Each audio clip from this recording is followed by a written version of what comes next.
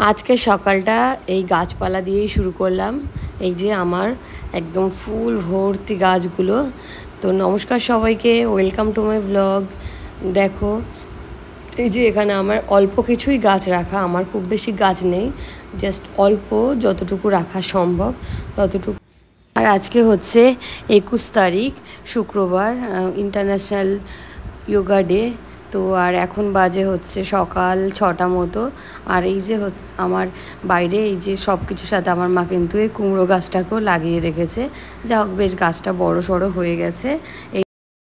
আর এই যে হচ্ছে বারান্দার অংশটা, তো বারান্দা থেকে দেখলে এরকম দেখা যায় এই যে একটা অনেকটা বড় মানি প্ল্যান্ট হয়ে গেছে আমার। এটা বেশ, এই যে এটা জানি না কী গাছের নাম, এটা সুন্দর হয়ে গেছে।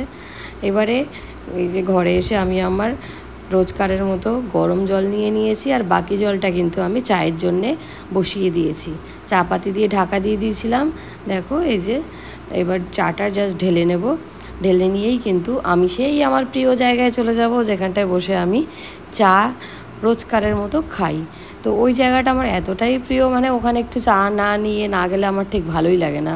তো এই যে চা আমি ঢেলে নিয়েছি, আর সাথে নেব একখানা ডাইজেস্টিভ বিস্কিট। সকালবেলার জন্য একটাই যথেষ্ট। ডাইজেস্টিভ, যদিও আমি ডায়েট করি না সেই অর্থে, খাওয়ার সময় খেয়েই নিই, কিন্তু তারপরেও। আর এই যে বাইরেটা দেখতে আমার সত্যিই ভালো লাগে। এই জায়গাটা দাঁড়িয়ে ওই যে ওই পেঁপে গাছটা কিন্তু আমার মা লাগিয়েছে, পেঁপেও ধরেছে। আর এই যে চা খেয়ে এসে গেছি।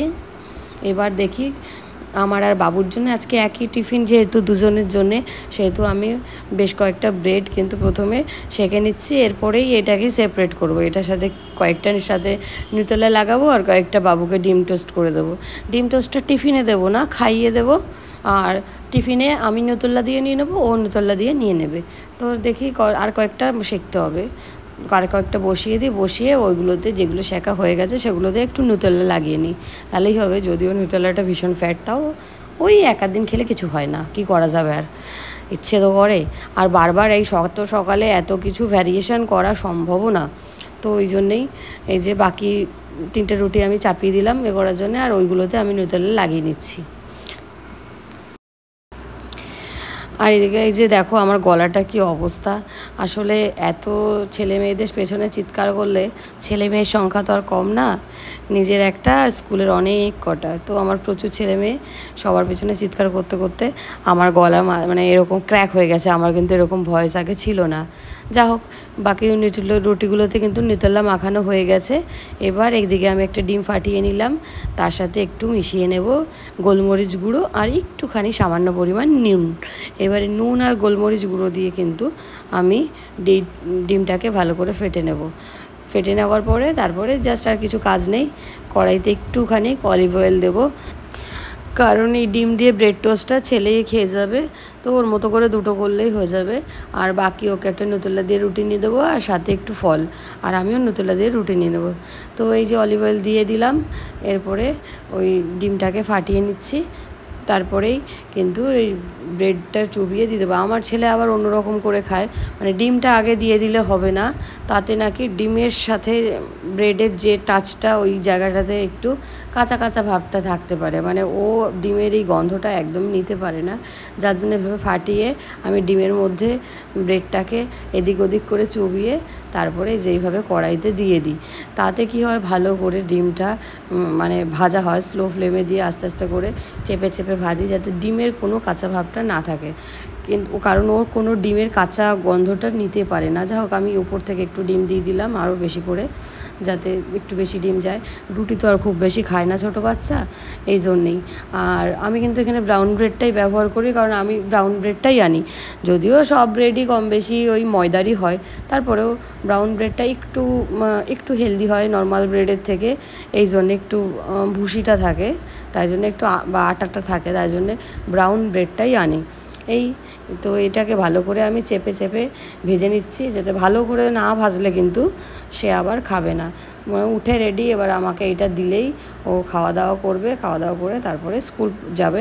কারণ আমরা দুজনেই কিন্তু এখন রেডি হয়ে যাব, ব্যস্ততা তো এই যে হয়ে গেছে, ব্যাস আমার এখন এখানে ডিউটি শেষ। আর ওকে একটু ফল কেটে দিলেই আজকের মতো সকালের পালা এখানে শেষ হবে। তারপরে দুজনে ব্যস্ত হয়ে রেডি হয়ে বেরিয়ে পড়বো। তো এই যে নিয়ে নিলাম একটা আপেলটাকে সরু সরু পিস করে ওর এই যে বক্সের মধ্যে দিয়ে দিচ্ছি। আর একটা নিউতেল্লা দিয়ে ব্রেডের উপরে দিয়ে দেবো, ব্যাস কৌটার মুখটা আটকে দিলেই ওর টিফিন রেডি। তো চলো টিফিন রেডি। এবার এই যে 11:30টায় আমরা দুজনেই আবার ফিরে গেছি। আর এই যে দেখো ছেলে দৌড় দেখেছে, যেই ওকে একটু ভিডিওতে দেখাচ্ছিলাম সেই অমনি দৌড়, বাবা আবার হাইও বলবে, আর এদিকে দৌড়ে কোথায় লুকাবে বুঝতে পারছে না। তো এখন লাঞ্চ টাইম, আজকে লাঞ্চ সব মাই রান্না করেছে, আমি এসে দেখলাম রান্না রেডি। তো আমার আর কোনো খাটনি করতে হয়নি, কিছুই করিনি।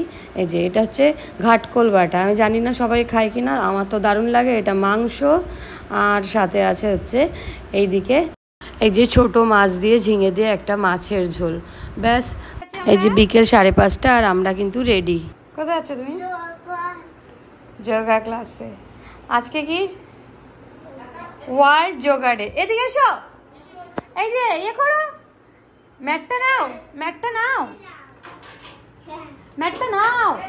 তো ব্লগটা এখানেই শেষ করছি। ভালো লাগলে like, comment, share and subscribe করবে।